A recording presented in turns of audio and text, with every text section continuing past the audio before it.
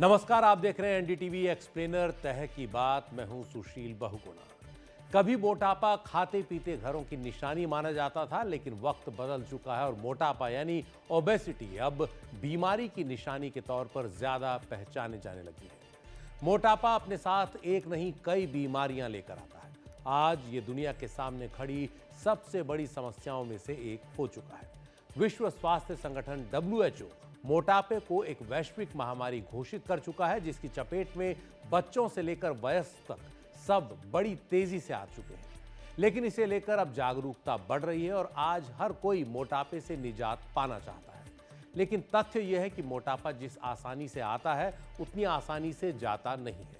उसके लिए काफी मेहनत करनी पड़ती है, खान पान का ध्यान रखना पड़ता है। मोटापे से निपटने के ऐसे पारंपरिक उपायों पर तो डॉक्टर हमेशा से ही जोर देते रहे हैं, लेकिन कई लोग ऐसी दवाओं की खोज में रहते हैं जो मोटापे से उन्हें थोड़ा आसानी से निजात दिलाते हैं। वैसे ऐसी कोई वंडर ड्रग आज तक आई नहीं है, लेकिन कुछ दवाएं हैं जो काफी मददगार हो सकती हैं, कारगर हो सकती हैं। वजन कम करने से जुड़ी ऐसी ही एक दवा है माउंटजेरो, जो भारत में लॉन्च हो गई है। यह दवा एलाई लिली कंपनी की है, जो दुनिया में हेल्थ केयर के क्षेत्र में मार्केट वैल्यू के हिसाब से सबसे बड़ी कंपनी है और मोटापे और अल्जाइमर्स जैसी बीमारियों की दवाएं बनाने के लिए जानी जाती है। वेट लॉस यानी वजन कम करने के अलावा ये डायबिटीज की भी दवा के तौर पर काम करती है। भारत में इस दवा के लॉन्च की खबर के बाद से ही इसे लेकर काफी उत्साह दिख रहा है।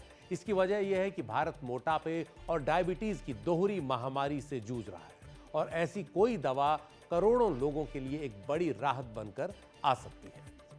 नेशनल फैमिली हेल्थ सर्वे 5 के मुताबिक 2019 से 2021 के दौरान भारत में 15 से 49 साल के बीच के 4% पुरुष और 6.4% महिलाएं मोटापे यानी ओबेसिटी की शिकार हैं। अगर ओवरवेट को भी जोड़ दें तो नेशनल फैमिली हेल्थ सर्वे 5 के मुताबिक 2019 से 2021 के दौरान भारत में 23% पुरुष और 24% महिलाएं या तो ओवरवेट हैं या ओबीज यानी मोटापे के शिकार। तो आप सोच सकते हैं कि ये संख्या कई करोड़ में जाएगी। भारत में बच्चों में भी मोटापा बहुत तेजी से बढ़ा है। 2015-16 में भारत में जहां 5 साल से कम उम्र के 2.1 शिशु मोटापे के शिकार थे, वहीं 2019-21 में 3.4% शिशु मोटापे की चपेट में चले गए। ये सब बदलती जीवन शैली और खान पान का असर है जो शिशुओं तक पहुंचता है। जैसे हाई कैलोरी लेकिन कम पोषण वाले खान पान से मोटापा बढ़ता है। प्रोसेस्ड फूड जो है, प्रसंस्कृत खाना जो है, उसके अधिक इस्तेमाल से मोटापा बढ़ता है। घर के खाने के बजाय बाहर के खाने के चलन ने भी मोटापे को बढ़ाने में बड़ी भूमिका निभाई है। जेनेटिकली मॉडिफाइड फूड्स के इस्तेमाल से भी मोटापा बढ़ा है, जिससे मेटाबॉलिज्म पर असर पड़ता है और वजन बढ़ता है। एक और बड़ी वजह है शारीरिक श्रम कम करना, फिजिकल इनएक्टिविटी। शारीरिक मेहनत से जुड़े जो खेल हैं उनमें कम हिस्सा लेना, कसरत न करना या घर से बाहर की अन्य गतिविधियों में कम शरीक होना जिनमें शारीरिक श्रम लगता है। सीडेंट्री लाइफस्टाइल यानी आराम की जो जीवन शैली है, ये भी मोटापे के बढ़ने की एक बड़ी वजह है। इन तमाम कारणों से मोटापा बढ़ रहा है और लोग बीमारियों के शिकार हो रहे हैं। ऐसे में बाजार में आई जो नई दवा है माउंटजेरो एक उम्मीद बनकर आई है। इसका हफ्ते में 1 इंजेक्शन लगता है। अब ये जान लेते हैं कि इसकी लागत क्या है।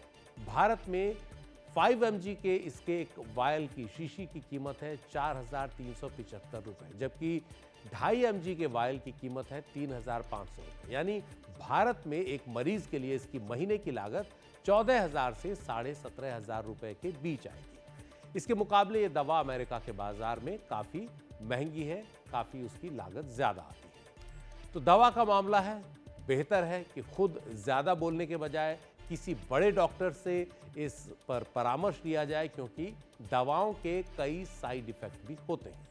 दुनिया भर में मोटापा कितनी बड़ी बीमारी है जिसकी ये दवा बाजार में आई है, इस पर आगे करेंगे विस्तार से बात। लेकिन पहले माउंटजेरो नाम की इस दवा पर बात करने के लिए हमारे साथ हैं मैक्स हेल्थ केयर के institute of minimal access bariatric and robotic surgery के डायरेक्टर डॉक्टर विवेक बिंदल। बिंदल साहब, आपका स्वागत है। ये जो नई दवा आई है माउंटजेरो, मोटापे के इलाज के लिए बाजार में आई है, इसे लेकर काफी उत्साह दिख रहा है। आप इसे कितना कारगर मानते हैं और किन लोगों को इसे लेना चाहिए, किन्हें नहीं, और क्या ये डायबिटीज के इलाज में भी ऐसी ही कारगर है? नमस्कार। एनडीटीवी में आज मुझे बुलाने के लिए धन्यवाद। जो एक नई दवाई टिrzepatide या मोंजारो अब लॉन्च हुई है वेट लॉस के लिए, जिसे पहले सीडीएससीओ ने अप्रूव किया था और अब ये कमर्शियली इंडिया में अवेलेबल हो गई है। ये एक GLP-1 GIP एगोनिस्ट है। तो ये एक ऐसी दवाई है जिसे हफ्ते में एक बार इंजेक्शन द्वारा लिया जाता है और जिससे हमारी भूख कम होती है और हमारा वजन कम होता है। तो ये दवा पहले रिसर्चर्स ने और पहले इसके जैसे मॉलिक्यूल्स को डायबिटीज़ के इलाज के अंदर काफ़ी समय से इस्तेमाल किया जाता रहा है और अब ये सिर्फ मोटापे के लिए भी हिंदुस्तान में अप्रूव हुई है। अमेरिका के अंदर ये दवाई पहले ही मोटापे के लिए 2 साल से अप्रूव्ड है और वहाँ पर इसे इस्तेमाल किया जा रहा है। ये एक अच्छी उपलब्धि है मेडिकल साइंस की। ऐसी दवाई जो अब बन गई है, जिसके लिए मोटापे की दवाई के लिए बहुत सालों से सारी कंपनीज और यूनिवर्सिटीज, एकेडमिक इंस्टीट्यूशंस ये रिसर्च में लगे थे कि कोई एक ऐसी इफेक्टिव दवाई आए जो मोटापे जैसी महामारी जो बनती जा रही है उससे निजात पहुंचाए और मोटापे से होने वाली बीमारियों से भी छुटकारा दिलाए। तो उसके अंदर ये एक कारगर स्टेप है जो अभी आया है और इसको डॉक्टरी सलाह के अनुसार ठीक मरीज में ठीक तरीके से लेना ज़रूरी है। ये एक इम्पॉर्टेंट चीज़ है कि अगर ये ठीक मरीज में ठीक तरीके से इस्तेमाल की जाए तो ये फ्रूटफुल है, अदरवाइज़ ये रिस्की भी हो सकती है। डॉक्टर बिंदल, क्या ये जो दवा है डॉक्टरी सलाह के बिना भी ली जा सकती है या नहीं? क्योंकि भारत में ये देखा गया है कि कई बार लोग सेल्फ मेडिकेशन करने लगते हैं, खुद ही दवा लेने लगते हैं। तो क्या इस दवा के मामले में ऐसा करना खतरनाक हो सकता है? जी, ये बहुत इम्पोर्टेंट क्वेश्चन है। जब खुद से सेल्फ मेडिकेशन द्वारा लोग ऐसी दवाइयाँ लेना शुरू करें, वो बहुत खतरनाक हो सकता है। जो हमने जैसा आपने बोला हमारे यहाँ बहुत कॉमन है एंटीबायोटिक्स या ऐसी दवाइयाँ जो सिर्फ प्रेस्क्रिप्शन के ऊपर मिलनी चाहिए, वो लोग खुद से खरीद कर लेना शुरू कर देते हैं या फिर कोई फार्मासिस्ट भी केमिस्ट भी बिना मरीज देखे उसे डिस्पेंस करना शुरू कर देते हैं। ये एक खतरनाक चीज़ हो सकती है इस दवाई के साथ। इसके कुछ साइड इफ़ेक्ट्स जो हैं, वो हमें पता होने चाहिए और आपके माध्यम से मैं ये बताना चाहूँगा कि थायरॉइड कैंसर एक ऐसी चीज़ है जिसका इंसिडेंस रैट्स में जब ये दवाई दी गई, चूहों में जब ये दी गई, तो उसके अंदर थायरॉइड कैंसर का इंसिडेंस बढ़ा। तो इसलिए अगर किसी की फैमिली में थायरॉइड कैंसर की हिस्ट्री है या किसी को multiple endocrine neoplasia MEN syndrome नाम की दिक्कत है, तो उनको ये दवा नहीं लेनी चाहिए। दूसरी चीज पैंक्रेटाइटिस, पैंक्रियाज में सूजन एक लाइफ थ्रेटनिंग कंडीशन होती है, वो भी उसका रिस्क भी इस दवा से बढ़ जाता है। तो अगर किसी को पैंक्रियाज की दिक्कत है वो इसको ना लें, या अगर किसी को दवा लेते हुए एकदम तीव्र पेट में दर्द होता है तो डॉक्टरी सलाह जरूर लें उसी वक्त। उसके साथ जो लोग शुगर के लिए बाकी दवाइयाँ लेते हैं, उनके साथ ये दवा हाइपोग्लाइसीमिया या शुगर कम करने का दिक्कत कर सकती है, जो अपने आप में खतरनाक हो सकता है। तो इसलिए बाकी दवाइयों के साथ इसके रिएक्शन को समझना बहुत ज़रूरी है, उसके अनुसार इसे लेना ज़रूरी है। कुछ लोगों में गैस्ट्रोपेरेसिस की रिपोर्ट भी इसके साथ आई है। माने जो हमारे स्टमक की मोटिलिटी है, जो हमारे अमाशय की मोटिलिटी है, उसका जो चलाव है, उसके ऊपर दवा की वजह से इफेक्ट पड़ा है और उसका चलाव कम हुआ है। तो उससे नौजिया और उसके अलावा पेट की दिक्कतें, गैस बनना, इस टाइप की दिक्कत काफ़ी सारे लोगों में देखी गई है। तो इसलिए इसको डॉक्टरी सलाह के अनुसार ही लेना ज़रूरी है। उसी हिसाब से इसे लेना चाहिए कि ये आपको पॉजिटिव इफ़ेक्ट दे और साइड इफ़ेक्ट कम से कम हो। और ये कोई मैजिक पिल नहीं है, ये कोई मैजिक बुलेट नहीं है कि आज आप मोटे हैं, आज आप पतला होना चाहते हैं, आज आपने ये दवाई लेनी शुरू कर दी और कुछ महीने में आप पतले हो गए और आपको कोई साइड इफ़ेक्ट नहीं हुआ। ऐसा नहीं है। ऐसी बहुत सारी दवाइयाँ पिछले 20 से 30 साल में हमारे साइंस में आई हैं और कई सारी उनमें से विड्रॉ भी करनी पड़ी, कई साल बाद विड्रॉ करनी पड़ी बिकॉज़ ऑफ साइड इफ़ेक्ट्स। तो इसको बड़े ध्यान से लेने की ज़रूरत है। डॉक्टर बिंदल, मेरा तीसरा सवाल ये है कि ये जो दवा है ये शरीर के अंदर काम कैसे करती है? क्या मैकेनिज्म है इसका शरीर में काम करने का या मोटापे को कम करने में मदद करने का? देखिए ये जो टिrzepatide है, ये 2 तरीके से काम करता है।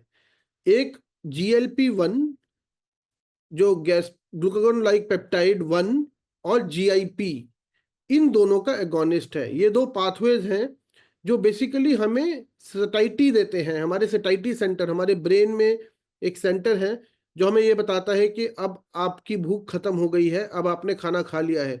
जब हम खाना खाते हैं 2 रोटी 3 रोटी खाने के बाद हमें लगता है अब और खाना नहीं खाना है, वो हमारे सटाइटी सेंटर से हमें सिग्नलिंग होती है।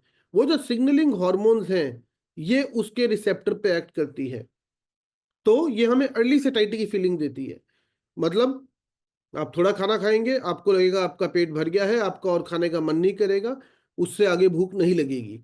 उससे ओवरऑल कैलोरी इनटेक कम हो जाता है और ये इंक्रेटिन्स हैं, these are pro insulin hormones. तो उससे हमारा मेटाबॉलिज्म भी बेहतर होता है और उससे धीरे-धीरे करके वज़न कम होना शुरू होता है। ये पाथवेज जो हैं, जब शुरू में और अभी तक हम पिछले 50 साल से बेरियाट्रिक सर्जरी करते रहे हैं वजन कम करने के लिए। तो बेरियाट्रिक सर्जरी के मल्टीपल मैकेनिज्म्स हैं। उनमें से एक मैकेनिज्म ये GLP-1 और GIP इफेक्ट है, इंक्रेटिन इफेक्ट जिसे कहते हैं। उसको स्टडी करके उसको दवाई के रूप में बनाया गया है, जिससे ये वजन कम करती है। डॉक्टर साहब, तो क्या मोटापे के इलाज के लिए ये जो दवा है ये पारंपरिक तरीकों जैसे कसरत या खान पान वगैरह जो है, जो सही खान पान है, उसका विकल्प बन सकती है? देखिए, मोटापे के लिए सबसे इम्पोर्टेंट आपका लाइफ़स्टाइल है। अगर आप अपने लाइफ़स्टाइल को ठीक नहीं करेंगे, अगर आप अपने खान-पान को ठीक नहीं करेंगे, अगर हम अपने व्यायाम नहीं करेंगे, कसरत नहीं करेंगे या फिर फ़िज़िकल एक्टिविटी नहीं करेंगे, तो कोई भी दवा उसका विकल्प नहीं बन सकती। तो वो एक बेसलाइन है जो हमें करना ही करना है। ये दवाइयाँ आपको डाइट लेने में मदद करती हैं, आपकी विल पावर को स्ट्रॉन्ग करती हैं, आपकी भूख को कम करती हैं। परंतु अपने मन में ये इच्छा होना कि हमें हेल्दी खाना है, हमें तला हुआ नहीं खाना है, हमें मीठा नहीं खाना है, हमें जंक फूड नहीं खाना है, ये बहुत इम्पोर्टेंट है। और साथ में फिज़िकल एक्टिविटी का बहुत रोल है। इस दवाई के साथ एक और चीज़ जो देखी गई है वो है सार्कोपिनिया, मतलब मसल लॉस। मतलब हमारी मांसपेशियाँ, वजन तो कम हो रहा है, फैट कम हो रहा है, पर साथ में मांसपेशियाँ भी कम हो रही है। तो अगर हम व्यायाम नहीं कर रहे हैं ठीक से, तो हमारी वजन जो कम हो रहा है उसमें मांसपेशी का एक सिग्निफिकेंट कंपोनेंट कम हो जाता है, जो वापस गेन करना बड़ा मुश्किल है। तो इसलिए इस दवाई के साथ व्यायाम करना भी बहुत ज़रूरी है।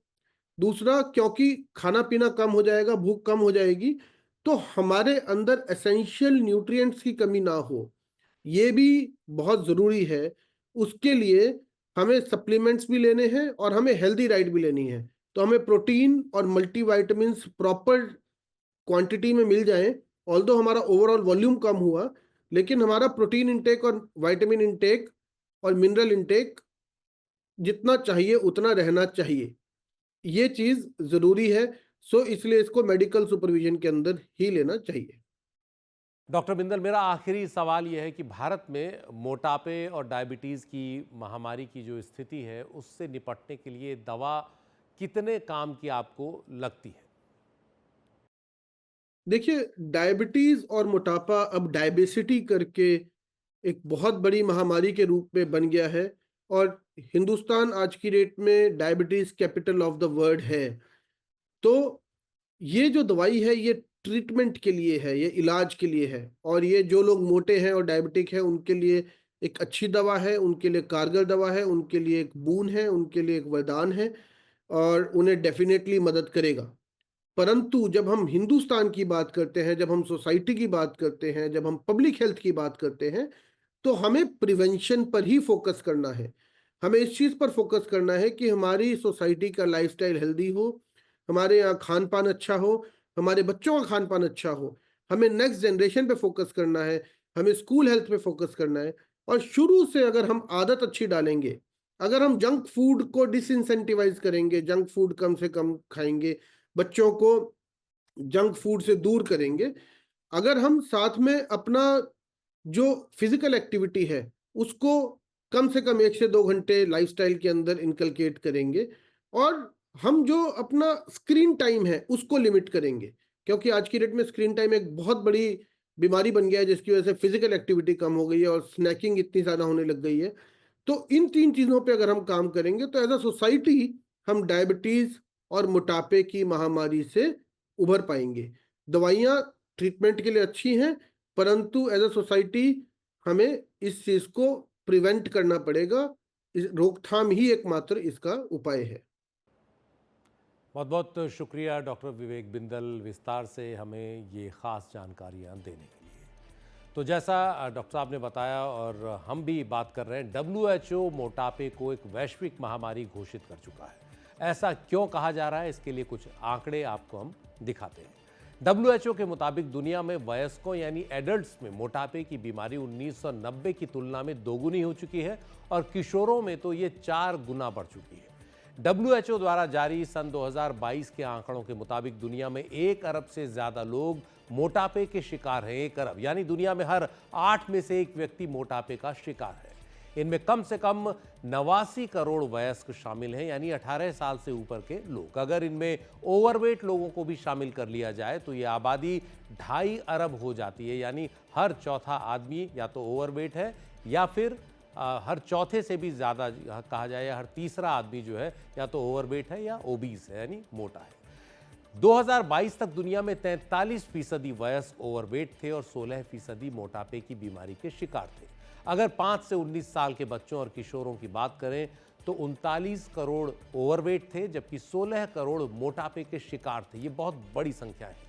1990 में 5 से 19 साल के बीच के महज 2% बच्चे और किशोर ही मोटापे के शिकार थे, लेकिन 2022 तक दुनिया के 8% बच्चे और किशोर मोटापे का शिकार हो गए, यानी ये 4 गुना हो गया। मोटापा या ओवरवेट होना शिशु स्वास्थ्य के मामले में भी बड़ी चुनौती है। 2022 में दुनिया में 5 साल से कम के 3 करोड़ 70 लाख शिशु ओवरवेट थे।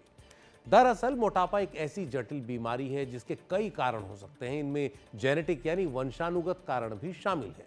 मोटे तौर पर देखा जाए तो मोटापे की वजह है शरीर में ऊर्जा का असंतुलन, यानी खान पान जिससे शरीर को ऊर्जा मिलती है और शारीरिक श्रम जिससे ऊर्जा की खपत होती है, उनके बीच का साम्य यानी बैलेंस बिगड़ना। जितना खाएंगे पिएंगे उसके मुकाबले अगर शारीरिक श्रम कम करेंगे तो बची हुई ऊर्जा शरीर में अतिरिक्त वसा यानी फैट के तौर पर जमा होती रहेगी और मोटापा बढ़ाती रहेगी। मोटापा अपने साथ कई तरह की बीमारियां भी लेकर आता है, जैसे टाइप 2 डायबिटीज और दिल की बीमारियां इससे हो सकती हैं। इसके अलावा हड्डियों की सेहत और प्रजनन की जो क्षमता है वो भी इससे विपरीत तौर पर प्रभावित होते हैं। मोटापे से कई तरह के कैंसर का खतरा बढ़ जाता है। मोटापे से जीवन की गुणवत्ता यानी क्वालिटी ऑफ लाइफ जो है उस पर विपरीत असर पड़ता है। नींद में दिक्कत हो सकती है, चलने फिरने में दिक्कत होती है, वगैरह वगैरह बहुत सारे इसके असर हैं। मोटापे का विपरीत मनोवैज्ञानिक असर भी होता है। डिप्रेशन घेर सकता है। मोटापे के शिकार बच्चों के वयस्क होने पर मोटापे से जुड़ी बीमारियों के उनके जल्दी पकड़ में आने की संभावना होती है। ओवरवेट और मोटापे की वजह से मौतें भी बढ़ रही हैं। WHO के ताज़ा आंकड़ों के मुताबिक दुनिया में हर साल 28 लाख लोग सिर्फ मोटापे की वजह से होने वाली बीमारियों से मौत का शिकार हो रहे हैं।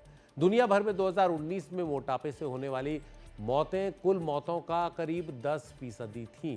कभी मोटापा हाई इनकम वाले यानी उच्च आय वाले देशों की ही समस्या मानी जाती थी, लेकिन आप ये ग्राफ देख सकते हैं कि अब निम्न और मध्य आय वाले देशों में भी ओवरवेट लोगों और बच्चों की तादाद काफ़ी बढ़ गई है। हालांकि मोटापे से होने वाली मौतों के मामले में अभी उच्च आय वर्ग वाले देश ही सबसे आगे हैं, जैसा ये ग्राफ बता रहा है। 1990 से लेकर 2021 तक के इस ग्राफ में आप देख सकते हैं कि मोटापे से होने वाली मौतों में उच्च आय वाले देशों का हिस्सा उन देशों से होने वाली उन देशों में होने वाली कुल मौतों का करीब 7.5% है। इसकी बड़ी वजह इन देशों में आराम पसंद जीवन शैली और प्रोसेस्ड फूड का अत्यधिक इस्तेमाल होना है, जबकि मध्यम आय वर्ग वाले देशों और निम्न आय वर्ग वाले देशों में मोटापे से होने वाली मौतों का हिस्सा उन देशों में कुल मौतों में इससे कम रहा है, यानी उच्च आय वर्ग वाले देशों से कम रहा। हालांकि सब जगह ये पहले से काफी बढ़ा है। अगर डेथ रेट यानी मोटापे से होने वाली मौतों की दर देखें तो कम आय वाले देशों में ये दर ज्यादा है। कम आय वाले देशों में प्रति 1 लाख लोगों में मोटापे से होने वाली मौतों की दर करीब 57 है, यानी 1 लाख लोगों में से 57 की मौत मोटापे से जुड़ी बीमारियों से होती है कम आय वर्ग वाले देशों में। ऐसे अधिकतर देश Eastern Europe, Central Asia, North Africa, Latin America, इन तमाम जगहों पर है। इसकी वजह यह है कि कम आय वाले देशों में स्वास्थ्य सेवाएं उतनी बेहतर नहीं हैं। इसके बाद निम्न मध्यम आय और उच्च आय वर्ग वाले देशों का स्थान आता है। अब अगर दुनिया में ये देखें कि किन देशों में वयस्क मोटापे के ज्यादा शिकार हैं, तो दुनिया का ये नक्शा जो आप देख रहे हैं ये साफ बता रहा है कि अमीर देशों में वयस्क मोटापे के शिकार ज्यादा हैं, जैसे यूरोप, उत्तर अमेरिका और ओशनिया के देश, जिनमें ऑस्ट्रेलिया वगैरह आते हैं। लाल रंग जहां जितना गहरा है वहां वयस्क मोटापे के उतने ही ज्यादा शिकार हैं। इस मैप में आप देख सकते हैं कि दक्षिण एशिया और सब सहारा अफ्रीका जो है वहां वयस्कों में मोटापा उतना नहीं है। हालांकि सब जगह बढ़ा है, लेकिन विकसित देशों के मुकाबले कम है, उच्च आय वर्ग वाले देशों के मुकाबले कम है। दक्षिण पूर्वी एशियाई इलाकों और अफ्रीकी इलाकों में अगर 31% लोग ओवरवेट हैं, तो अमेरिका महाद्वीप के देशों में 67% तक लोग मोटापे के शिकार हैं। अमेरिका में तो 2016 में एक तिहाई वयस्क मोटापे के शिकार थे। दुनिया के मुकाबले भारत की स्थिति इस मामले में बेहतर है। जैसा हमने पहले बताया कि शिशुओं में भी मोटापे की समस्या काफी तेजी से बढ़ी है। इस ग्राफ में आप देख सकते हैं कि किन देशों में 5 साल से कम उम्र के बच्चे यानी शिशु मोटापे के सबसे अधिक शिकार हैं। इस मामले में लीबिया की स्थिति सबसे खराब है, जिसे आप गहरे नीले रंग से देख रहे हैं। यहाँ करीब 28.7% शिशु मोटापे के शिकार हैं। इसके बाद ऑस्ट्रेलिया का स्थान है, ये भी थोड़ा कम गहरे नीले रंग में आप देख सकते हैं। ऑस्ट्रेलिया में 21.8% शिशु मोटापे के शिकार हैं। शिशुओं में मोटापे के मामले में अधिकतर उच्च आय वाले देश काफी आगे हैं। लीबिया इनमें एक एक्सेप्शन की तरह दिख रहा है। भारत इस मामले में दुनिया के कई देशों से बेहतर है। अफ्रीका में 5 साल से कम उम्र के शिशुओं में ओवरवेट होने की समस्या सन 2000 के मुकाबले 2022 तक 23% तक बढ़ गई है, लेकिन उच्च आय वर्ग वाले देशों में ये सबसे ज्यादा है। कम और मध्य आय वाले देशों में शिशुओं, बच्चों और किशोरों के सामने पोषण की बड़ी समस्या होती है, लेकिन इसके साथ ही दूसरी ओर इन बच्चों के सामने जो खाद्य विकल्प होते हैं वो अक्सर high fat, high sugar, high salt, energy dense यानी काफ़ी ज़्यादा ऊर्जा वाले होते हैं, लेकिन जिनमें माइक्रो न्यूट्रिएंट्स काफ़ी कम होते हैं। ऐसे खाद्य पदार्थ लागत में कम होते हैं, लेकिन पोषक तत्वों की गुणवत्ता के मामले में भी वो काफ़ी पीछे होते हैं। ऊपर से शारीरिक श्रम का कम होना भी बाल मोटापे की या किशोरों के मोटापे की समस्या को बढ़ा रहा है। मोबाइल फ़ोन आप समझ गए एक बड़ी लत है, बच्चों ने पार्क में जाकर खेलना कम कर दिया है। तो कोई ओवरवेट या मोटापे का शिकार है या नहीं, इसका पता कैसे लगे? तो इसका पता लगाने के लिए आमतौर पर एक मोटे पैमाने बॉडी मास इंडेक्स का यानी BMI का इस्तेमाल किया जाता है, जिसमें किलोग्राम में आपके वजन को मीटर में आपके कद के स्क्वायर से भाग दिया जाता है। ये इसका एक फॉर्मूला है। लेकिन मोटापे की पहचान का ये अकेला ही तरीका नहीं है, और भी कई तरीकों जैसे कमर की मोटाई वगैरह से मोटापे का अंदाजा लगाया जा सकता है। उम्र और लिंग के हिसाब से अलग अलग वर्गों के लिए BMI का पैमाना अलग अलग हो सकता है। मोटे तौर पर वयस्कों के लिए पैमाना ये है कि अगर BMI 25 या उससे ज़्यादा है तो व्यक्ति ओवरवेट है, और अगर BMI 30 से ज़्यादा है तो वो ओबीज यानी मोटापे का शिकार है। तो कुल मिलाकर जिस बीमारी को कभी अधिक आय वाले देशों से ही जोड़कर ज़्यादा देखा जाता था, उसने अब कम और मध्यम आय वर्ग वाले देशों में भी गहरी पैठ बना ली है। कई कम और मध्यम आय वाले देशों के सामने तो ये दो तरफा मार हो गई है। एक तरफ उनके सामने संक्रामक रोगों और कम पोषण से जुड़ी समस्याएं हैं, तो दूसरी ओर ओवरवेट और मोटापे से जुड़ी बीमारियों में भी वहां काफ़ी तेजी देखने में आई है। मोटापे का सिर्फ व्यक्ति के शरीर पर ही असर नहीं पड़ता, बल्कि देश की अर्थव्यवस्था पर भी असर पड़ता है।